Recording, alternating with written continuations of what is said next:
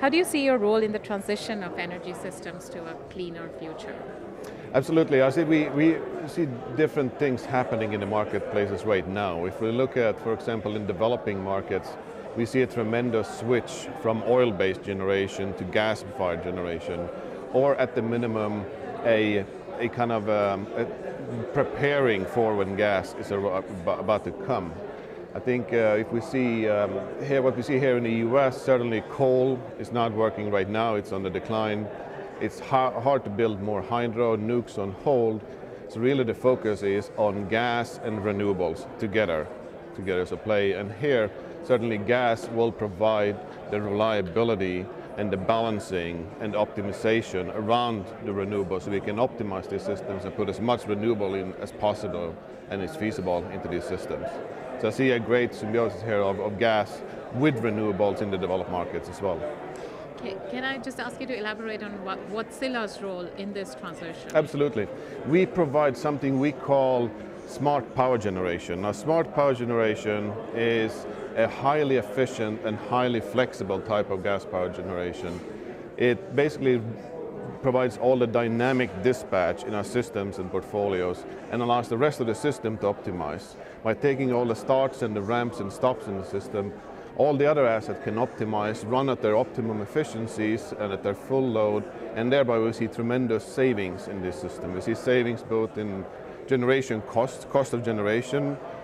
We see savings in carbon or emissions. We see savings in water used for power generation, and we also see increase in reliability from having more flexibility in these systems.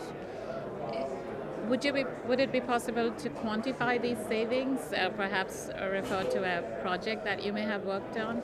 It's a field we're working on right now. We've done big scale analysis in several systems like the UK, Spain. Recently we commissioned an analysis of California in 2022 when they reached their renewable targets. So what we did was we exchanged some of the thermal or the gas-fired generation in the system for the same amount and the same capital injection of gas-fired generation, but more flexibility to try to quantify the value of this flexibility. And we saw by 2022, California could save tremendous amount of capital and the cost of generation, savings about 5 to 6% every year of the cost of generation in California. This is about 600-700 million every year.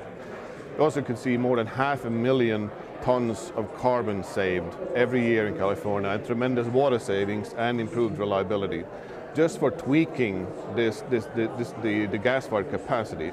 So you have the same amount of capital employed into the system. So basically these savings are available for no additional cost of investment, just by tweaking the resource planning and the operational dispatch of the system. Which are the markets where your solutions are more in demand? Is it the Americas, Europe? I think it's fairly balanced at the moment. We may have a different value proposition in different markets, but we definitely see our biggest business right now has definitely gone from oil-based generation to gas. Gas is really where we focus. And it could be base-loaded or semi-base-loaded in smaller markets, or it could be a provider of reliability and flexibility in larger developed markets. So it's kind of a broad-based increase. A bit about the research projects that you work on. Could you just share one or two most exciting research projects that you're working on? I hear you have a very interesting pipeline. Yeah, I think from the research projects, or the specific system analysis ones, they want to mention in California is one of the recent ones. Another one we had just finished is a new way of doing resource planning for utilities. Utilities, specifically here in the US, do what they call integrated resource plans. And these have been done in a what they call load duration curve mode for many, many years. We've come up with a new way of doing this in a chronological fashion, where we take into account in the resource plan also the flexibility and the variability of the load.